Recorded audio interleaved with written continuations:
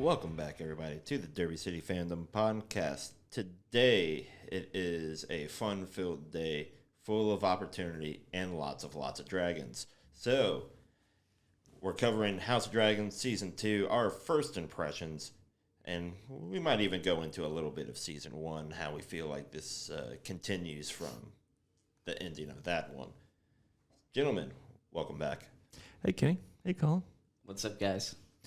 Thankfully, House of the Dragon is back. Yes. And thank God. Okay. That's all I got to say. Yeah, it's been almost, technically it's been almost 2 years, but we'll round up and call it 2 years. Sure. Season 1 came out in August of 22, and we just came out with the episode 1 of Season 2 this past weekend, June 16th. That's the date this episode. Right? It's been a long 2 years. It's been Fair. a long 2 years. Yeah. Now, I will go those out. Those 2 years were filled with freaking Marvel and Star Wars, so. Yeah, Sure. you read my mind, Colin. I don't want to be the first one to mention Marvel or Disney or Star Wars this episode talking about House of Dragon, but it's been a long 2 years because we've had to watch a bunch of crap. Yeah. It's good to be back. So, I think that's a good enough transition. I finally got around to it, watching at least like the majority of season 1. So I have a vague idea now of what's going on, a little bit better than our first House of Dragon episode we did a couple years back. But now we have season 2 and we got more going on. The dragons are bigger, they breathe fire, and they're very cool. I love it, all man. that fun politics. It was a good amount of dragons, and they didn't really show much like fight scenes or action scenes on dragons, but there was still a good amount. There was parts where, like, I don't know, they didn't look just right, but I don't care. It still was fun to watch. Fair. Now, we do get the more important one, which is Vhagar biting Arax, and basically in half, because, Vhagar is almost twice the size of the other dragon. And so we get the official start of the Dance of Dragons, I guess the historical term for the Targaryen Civil War, which has that pretty officially much started. That pretty much wraps up season 1. King Viserys dies, right, and then Aegon usurps the throne from his older half sister Rhaenyra, and then meanwhile older brother Aemon basically rides Vhagar and freaking devours this Rhaenyra's the Rhaenyra's son yeah. Luke, or Lucerius. I think that's what his name is. However you pronounce it, sure. Yeah, but Luke, like Jake said. But yeah. And then we are into episode 1 of season 2, and that's where a bunch of mourning is occurring. And Well, before that, I thought it had a phenomenal start because it starts on the wall. Oh, yeah. We get to meet Cregan Stark, and I thought that was pretty cool. Yeah, Supposedly he's going to have a bigger role to play, but I don't think we're going to see him anymore. Not for a while. Not for a while, all right. Yeah, it'd be interesting to see what they do with that. Like, I'm glad they at least started out with this season, just to give everyone like their Stark fix. But I kind of agree with you, Colin. Like, I think it's going to be limited screen time for the Starks, which is fine. It's not really their show this time around. Is it a Stark fix, that craving you're talking about, or were you more excited to see the wall again? A little bit of both. For me, it's the wall. It's like the best line of the episode is like, what is on the other side of this wall that even the dragons don't want to pass through here? Right, that was mentioned in the beginning of that episode, and so like that whole elevator ride up, I anticipated exactly what was happening. They're gonna have this whole little speech together, and then they're gonna walk towards the platform that oversees the north of the wall, and I was like, all right, I'm listening to what you're saying, but I don't really care. I want to see what's on the north side of the wall. We want to see what's on the other side. And then they freaking just zoom out and they show. Yeah, I missed that. I might have to restart Game of Thrones again. Oh, God. Yeah, I loved everything about their conversation because Cregan Stark kind of mentions, he's like, hey, we're guarding more. I can't remember the exact lines. Like, we're guarding more than just snow and wild people. Yeah, like, that leads into what I had made mention of. It's like something's scared even the dragons and our ancestors enough to build a 700-foot tall wall of ice. Yeah, and I can't remember if he mentions in the show. I know it's in the book where he kind of talks about like, yeah, even your ancestor dragons, like they wouldn't go past the wall. Yeah. It's like, oh god, oh no. But they eventually do and kill a bunch of White Walkers. But yeah, It doesn't really end well for them, does it? well, I mean, it doesn't really matter that they're freaking like they're scorched essentially. But then the freaking Night King just goes. all right, yeah. Yeah. Anyway, Game of all right. Thrones. That's Last Game of season Thrones. sucked. We're We on all House know. of Dragon. I'm sorry. I'm sorry. We're just. That makes me sad. Anyways, House of Dragons. But anyway, so yeah, we see the beginning there and the wall and all that, and then we get to the whole morning sequence of Rhaenyra basically receiving word from Raven weeks after the fact of her son dying, and so she's off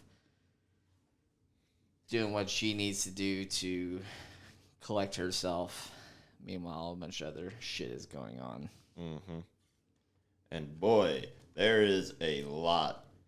Can I say that I appreciate this young kid actually trying to be a good king, and then everybody's just like, hey, that's not actually how any of this works. We need you to kind of tone that back. That's the one good thing I really like about George R.R. Martin, because you have these characters that are just like absolute pricks, like just complete jerks. But then every once in a while, like you're kind of rooting for them. Like, This all right, little maybe, redemption arc kind of. yeah, like, but they're not really, really. like they're not really good people. Like, No. like he was last season, he like all these bastard children like fighting in some slum pit or whatever, and then like always like, oh yeah, we can return your goats, sir. So he was trying. He's trying. But then you have to stop and pause. You're like, oh yeah, season 1 he did X, Y, and Z, and yeah, he's a horrible human being. Like Damon's the same way. Like every once in a while, like you're kind of rooting for Damon. Then you have to stop and think like, oh yeah, he literally just murdered his ex, or not his ex-wife, but like murdered his wife with a rock. Yeah. So sometimes you're rooting for him. But if this was your first impression of the guy, he comes off as at least more likable than Joffrey, which I think is what made that particular scene stand out, is that he actually understands that the kingdom is its people as opposed to like the royalty. Mm-hmm. But then like the people in power, the nobles, are just like, yeah, no, there needs to be a fine balance. Leaning more towards us, though. I mean, it is the beginning. It is a little early to tell. I feel like he might be coming into his bastard phase of fucking people up or shooting them with crossbows or some shit like you know. Well, I think they were just building him up for the final scene, which we'll get talk about later. But like I'm sure they were trying to show him on a better light to the audience. They're kind of like, oh, look, he actually cares about his kid, and he cares about these peasants, like asking for their goats or taxes back or whatever. Yeah. But little do we know that showcasing of his son was actually just so like, hey, we know that you have a son, only to find out later. Well, it's actually a twin. Yeah. Well, that's true it's too. actually a twin, and the son doesn't really. Yeah, there's a twin, and then they got another younger one. That's, I don't know, somewhere. But it was funny to me that this is kind of off topic, but at the same time on topic. It's funny that the queen had more screen time and more of a script than the main actress Rhaenyra. Sure. Because all she said in the show was, "Bring me Aemon." Meanwhile, the queen had a bunch of bring me his head. Yeah, basically. I don't know. That's basically the show is about her, sort of. But she had like 3 words in the entire first episode. Yeah, but that is She's what mourning. starts, all of the bullshit in this season. Yeah. But I kind of wanted more from her. That's just my personal opinion. Fair. But good lord, dragons though. we don't really see a whole lot of them. At least starting out in this first episode. The first episode, no. It was really just... Is it Vagar? No, it was another one. Anyway, and it was definitely a different one. It was Rhaenyra's one. Whatever that dragon's name is. I can look that up real quick. Ba-ba-ba.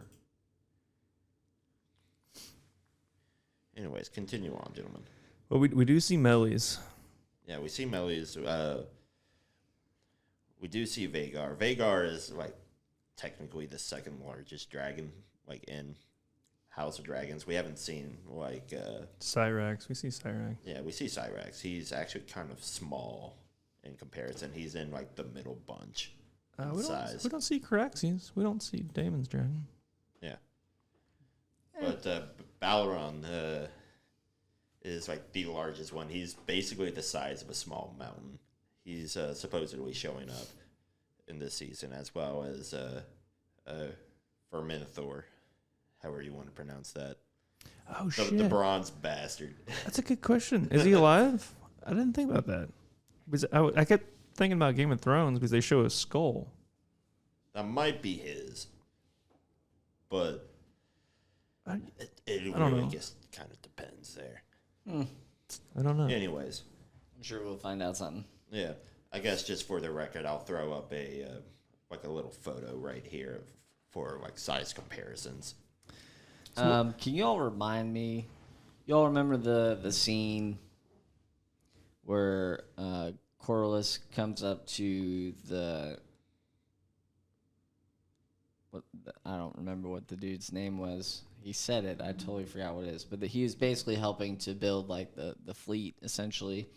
And he was like, "You pulled me out of the water." Like, the sea serpent, the sea snake, whatever his name was. Yeah. When did he get thrown into the water? How did he get thrown into the water? I don't remember that. I think that was definitely in season obviously. 1. But which episode I don't remember. I don't remember seeing it. Right, I don't remember that either. And I had just watched it like not too long ago. I think they kind of mentioned like the blockade, and there's an issue going on in the gullet. So I think I don't know if they ever show it. Could be wrong. I don't know. If y'all know it, please leave a comment. It's been 2 years. I don't remember. No, I mean, I literally just finished the season 1 week and a half ago, and I don't remember that at all. No, I don't think they show it. I know there's like in passing they mentioned a couple things. Like there's something going on in the gullet, and then they had that giant blockade. Yeah, well, that is what's going on in the gullet, is the blockade. So I think they just kind of got under attack or whatever, and he just ended up in the ocean. Yeah, and we do see some of that trying to get resolved in like one of the like little council meetings. Like, okay, let's just send a dragon and scorch all these boats, and we can open up trade again. I mean, I support it 100%. Yeah. I just don't remember that. Okay, cool. Moving on. But we see, I guess, more of, I guess, the queen and her knight kind of having the side affair, and it being. That's not the queen. That's the queen mother. Queen mother. Oh yes, but I don't. Like my one elephant in the room, I guess, for like this entire like first episode is just like, okay, like the one lady just watched her son get his head cut off in front of her, but she doesn't show like hardly any emotion in like the following scenes where she sneaks into the room where the knight and the queen mother are like, you know, having their affair, like, and she just like wanders in and she just blank face be like, oh, they got what's his name, Sir Kristen Cole. Yeah, Kristen Cole. It's like, oh well, this one guy's dead now. It's just like the son, yeah, the son, and she just doesn't seem to really emotionally care. No, I disagree with that. That was the shock, I guess. That maybe. 100. You stole the word right out of my mouth. That was 100% shock and traumatized right then and there, but she was trying to get away, and you notice that she was paranoid, kept looking over her shoulder to see if they were going to fall, or they never did. And then she went into the room where she knew that Allison would be... Sir Kristen Cole.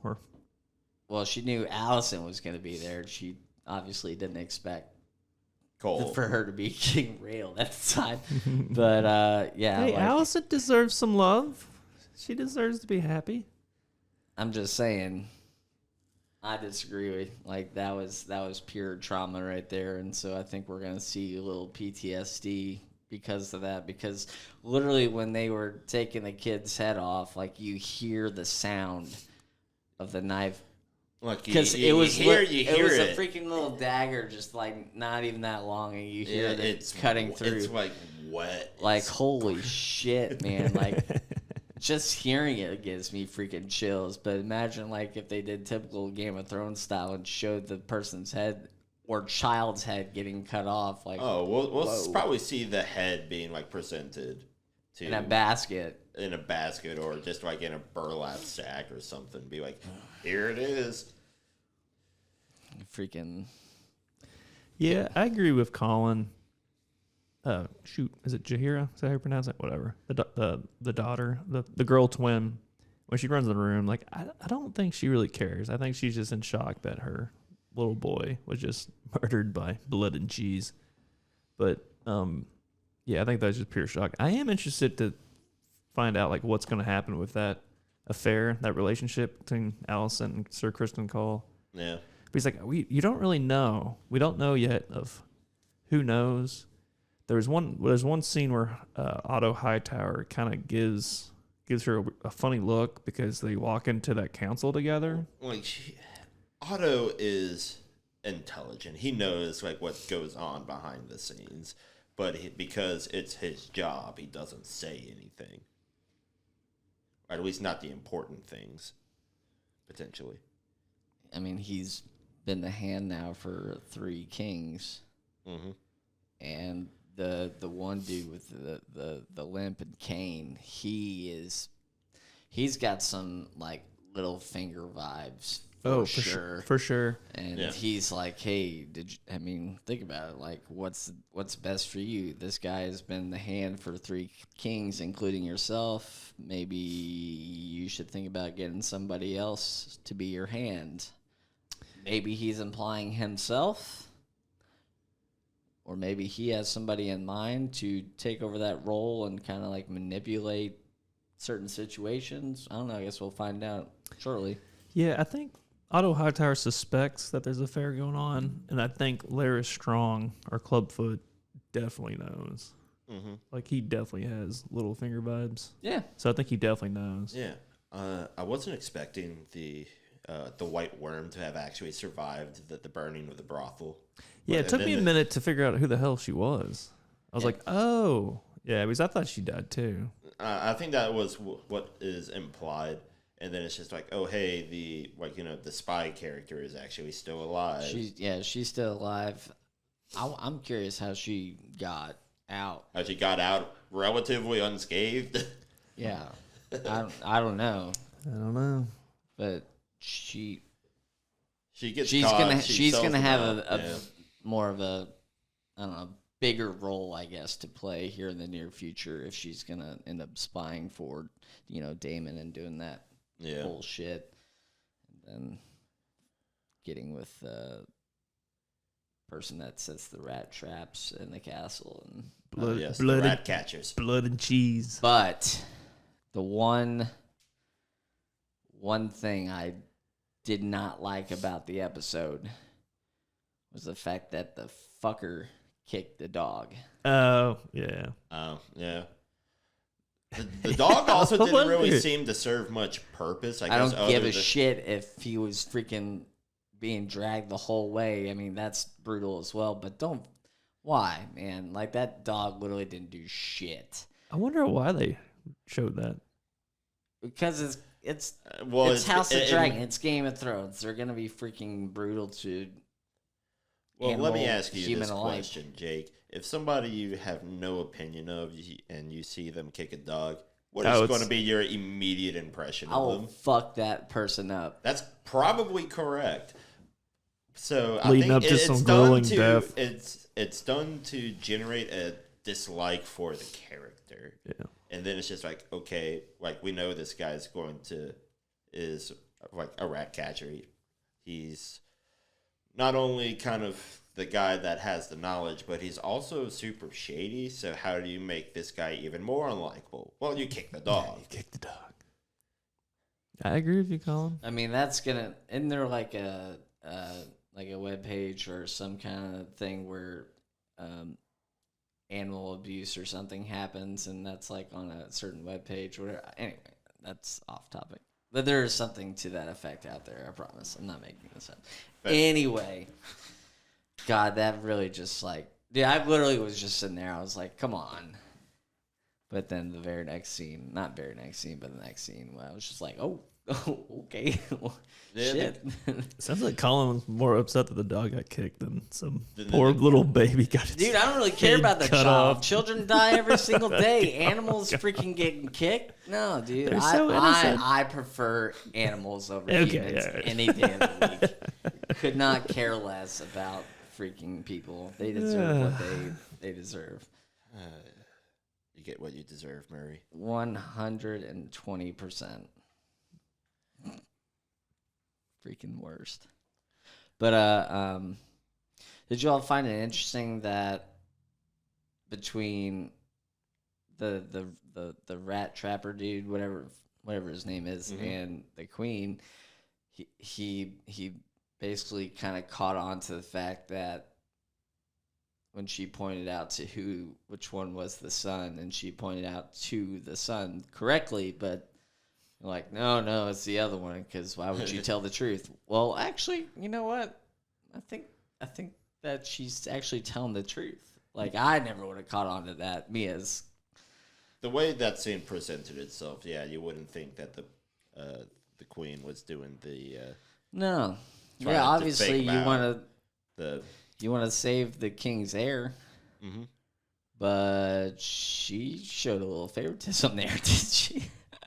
Maybe, or I don't know. Maybe it's not that big of a deal. It's the heir. We can just make another one, I guess. Well, it's like the thing is with that scene, it's like the one guy, like the not thief, the not rat catcher guy. He's a knight. Was he? Yeah, the knight character. He full on believed that she was lying. So it's just like, oh, it's this one. But then, like, you know, the rat, like the active criminal guy, is just like, no, wait a second, let's rethink this. Yeah. Now she kind of makes this facial. This is what I witnessed.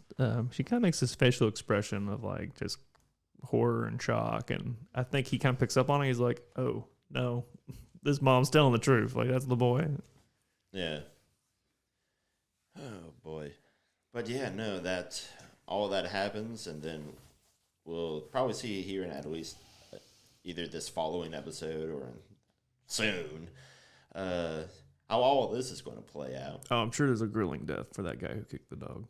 I'm sure blood and cheese are not gonna survive much longer. Sure, I mean you're most likely correct, but as of right now, there's only one witness, technically two, because where the fuck are any of the guards?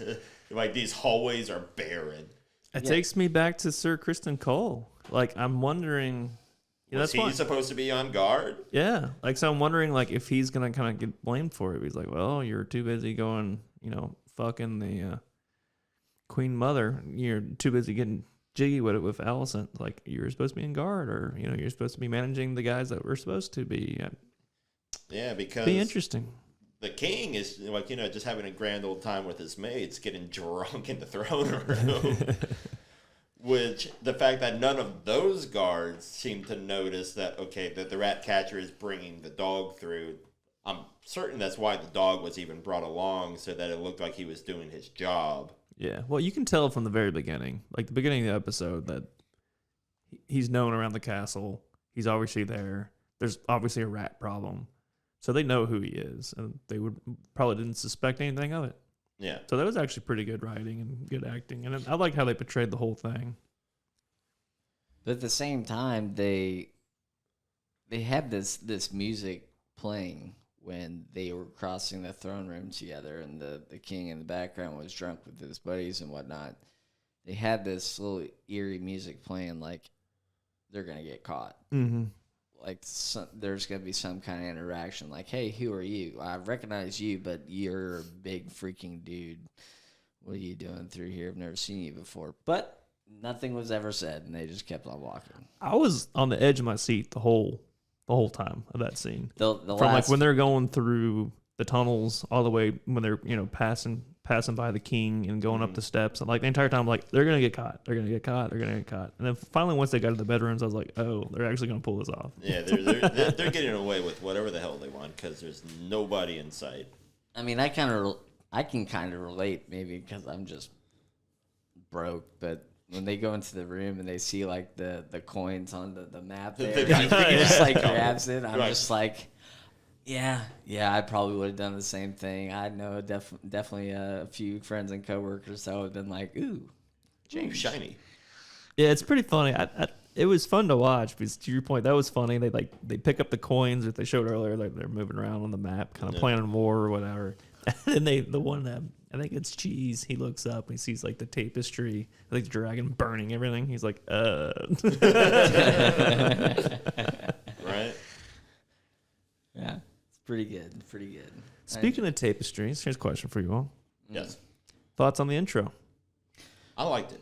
No. I liked it too. No. I really liked it. A lot better than season 1. I mean, I kind of had my, not issues, but I was kind of like, I don't know how I felt in the beginning of season 1 when they used the Game of Thrones music for the intro. And I was like, this isn't technically Game of Thrones. It's the same universe. It's Fire and Blood. It's the random offshoot book from Fire and Ice. I mean, all right, so let me use this as an argument. So, like, for the movie Rogue One, Star Wars, right? They don't use the typical Star Wars intro. Sure. That John Williams came out with, right? Yeah. They just go straight into going into the planet. Mm-hmm. So that is, in fact, the same universe, but they didn't use the typical Star Wars thing. So this is the same universe, but should they still use the same Game of Thrones intro music? I see where you're coming from. In one hand, I'm like, yeah, I actually do enjoy the soundtrack for Game of Thrones. And so I'm like, on one hand, glad they're continuing to use it. But at the same time, is that necessary? Yeah, I'll play devil's advocate here. I really liked it. I think I had such fun memories of watching Game of Thrones, so it kind of had like flashbacks to it. So it doesn't bother me. I know I'm probably in the minority with that, and I can see why people say it, including you, Colin. Like, would it really be that difficult for them to come up with something new? Like, probably not. Like, I guarantee you, it would have been pretty simple and straightforward to do. But if we're disregarding the music entirely, and we're just talking about what is being shown on the screen, I didn't really care for that much. Oh, really? Yeah. I thought it was kind of cool. I think I liked it better than the Lego set with blood flowing through it. It's like we do see, like, a lot of, like, tapestry imagery, like, just with the cheese, the blood and cheese crew, like, being like, looking at the big tapestry on the wall of like, the Targaryens and their dragons basically conquering everything back in the day. And then it's like, that's a nice little juxtaposition with the intro. It's like, okay, we're seeing, like, history being made, but then we're also shown later that history has already been made by this household. And we know where all of this goes. It's like, what, 172 years before Daenerys? Mm-hmm. So we know how all of this plays out. At least I do. Like, I don't know how many seasons House of Dragons is going to have. Have they announced that by chance? I don't know. No, we know there's only 8 episodes in this season. So they're going to drag it on, huh? Yeah, whatever. Possibly. But like I know what happens with like the two brothers. Like I know like where this goes. Like at some point in time, the majority of these dragons have to die. For it to make sense later on. Yeah, it's kind of hard not to have spoilers. Like, first of all, it's from a book, but secondly, Game of Thrones came first, so there's not. I mean, yeah, there's. yeah, I mean, not until later. There's no fucking dragons. There's literally a so. family tree. Well, of not just one specific family, but like of the kings. Essentially, there's a family tree that I think I brought up in the Game of Thrones podcast a while back. Yeah, and we kind of reviewed how messy it gets. Right. And so, like, we know basically all of the descendants from this point on. It's just, how do we get to that point? Yeah, that's the reason why the fun story. The show is going to be fun story. Potentially going to be good. But if it ends like it did for Game of Thrones, then we're going to have some problems. Yeah, which different writers, different people. Well, I guess same people overall producing it. Martin has the final say in this time around. Different writers, and it's all written, right? It's like the books are out there. Yeah, this book is like done and basically complete. It isn't like Martin's other works that are just in, development hell, for the lack of a better word. Let's say limbo. That dude's not finishing. Oh, the guy's going to die before he ever that finishes dude's not that series, finishing. but he's going to leave it to somebody else. Yeah. Whatever. I mean, leave it to one of your descendants to take the rings, just like the Tolkien's work. I mean, they basically are doing the same thing with, Rings of Power, and basically they have the final say, like you're saying. So, yeah, that's the best way to go about it, really. But yeah, moving forward, we've covered the episode, I think, pretty well enough. What do we want to see in this season? What do we want to see develop? Jake, we'll start with you. I mean, I always want to see dire wolves, but probably not going to happen for me. Beyond that, I want to see some dragons. Okay. Dragons and more dragons, man. I want dragons blowing fire and eating people and terrorizing dragons. Sure. Colin, same question. Man, I would like some more character development, and I don't think that's really a cliche answer. Like, character development's kind of important to me, and obviously the overall story is important. But character development, I'm really curious about. What's his name to do with the cane? Larry Strong. Okay, that guy I want to know more about because I'm getting Littlefinger vibes for sure. I want to know more about Corlys and like where's he going? Like, what is his overall plan, essentially? Yeah. Because I know that his wife, who was supposed to take the throne originally, but that was given away to his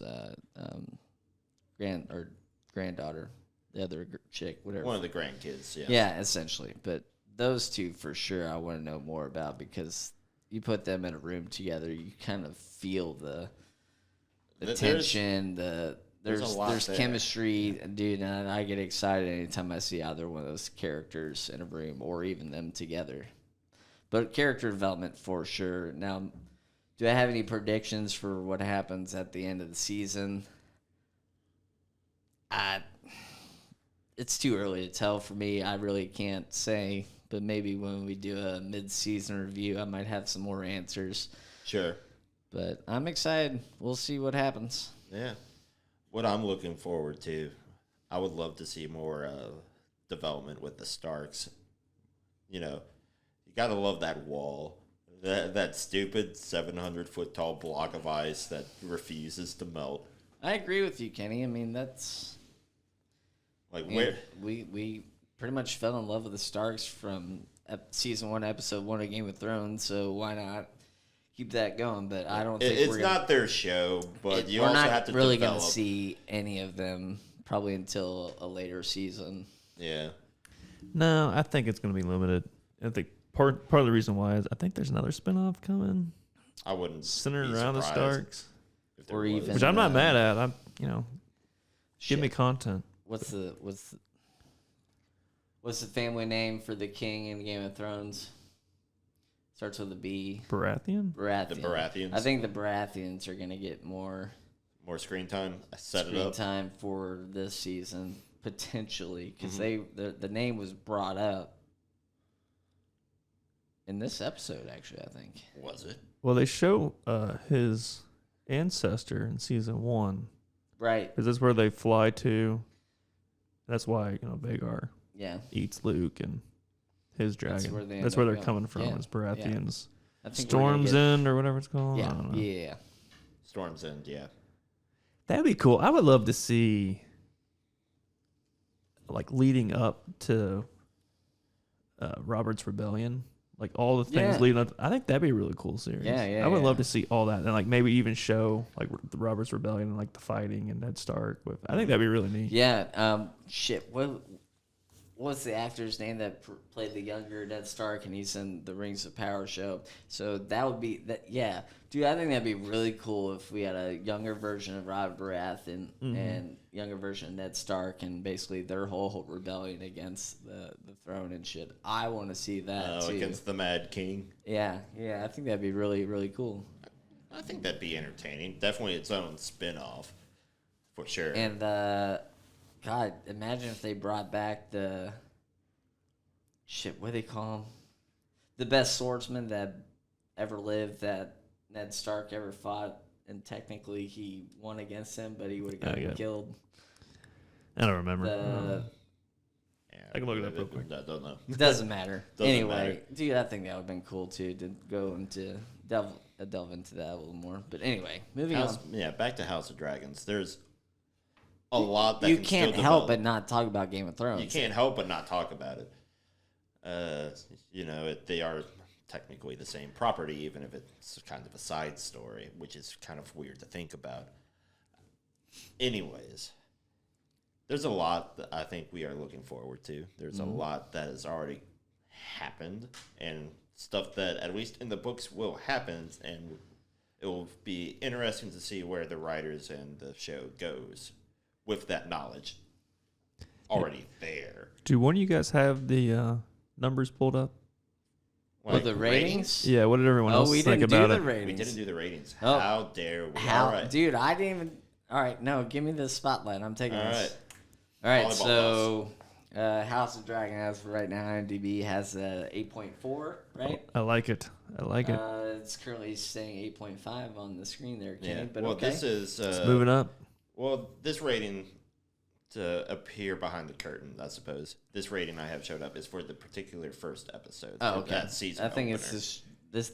Then I believe I recorded just the general ratings. Did. And then Rotten Tomatoes had it at 86%. But that was the audience and not the tomato meter or whatever the fuck it's called. The rotten meter. Yeah, that. Freshness. So, Certified fresh. I generally...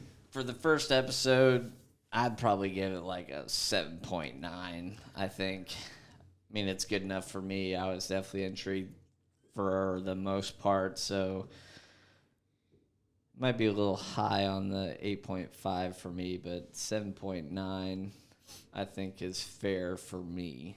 What about you all? I think it's a 7. Like, this feels like classic Game of Thrones.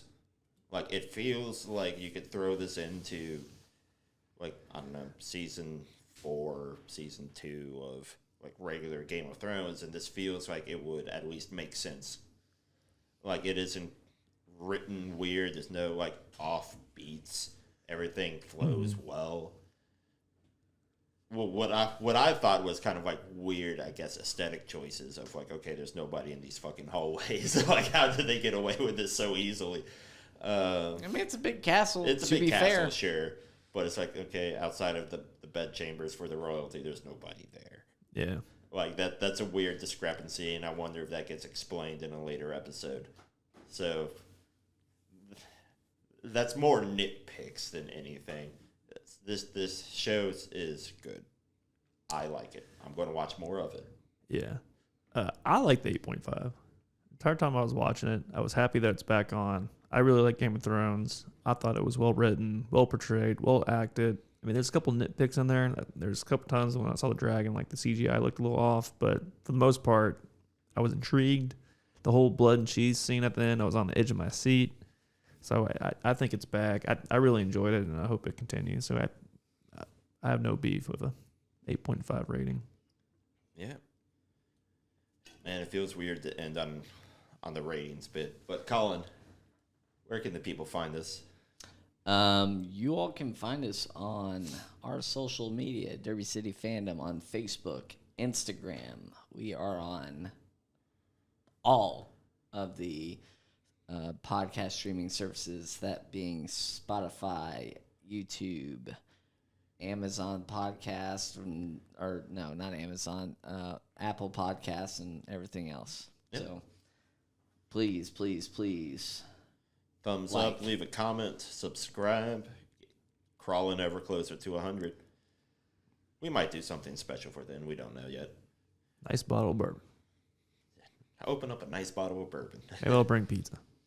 And we are currently sitting at a even 90 subscribers on YouTube. Help us get to that 100 subscriber marker. Yeah. And we might do a little something special. A little something. Help us get us there.